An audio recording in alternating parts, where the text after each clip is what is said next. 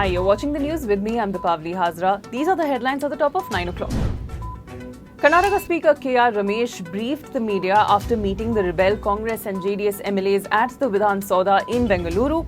He said he was disturbed to see reports that he was deliberately delaying the decision on the resignations. He said he needed to verify the letters were genuine and voluntary and that he was merely following the rules. 11 rebel MLAs submitted their resignations afresh to the Speaker today. After Karnataka, now the Congress is facing a crisis in Goa where 10 MLAs from the party have joined the BJP. The BJP's strength in the 40-member assembly has now gone up to 27, while the Congress has been reduced to 5. There will be no bypolls in Goa as the 10 MLAs constitute two-thirds of the legislative wing.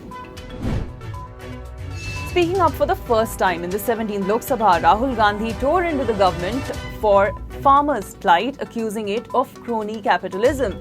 In his brief speech, Rahul said that the government did not give them any relief and thought whether the BJP considered farmers inferior to businessmen. Rajnath Singh responded saying that farmers suffered under the long rule of the Congress and that things were better under the Modi government. A group of opposition MPs in Rajya Sabha submitted a letter to Prime Minister Modi alleging that the raids against senior lawyers Indira Jaising and Anand Grover were a witch hunt. CBI raided properties connected to the lawyers after it had filed a case against Anand Grover and his NGO Lawyers Collective for alleged violation of the Foreign Contribution Regulation Act.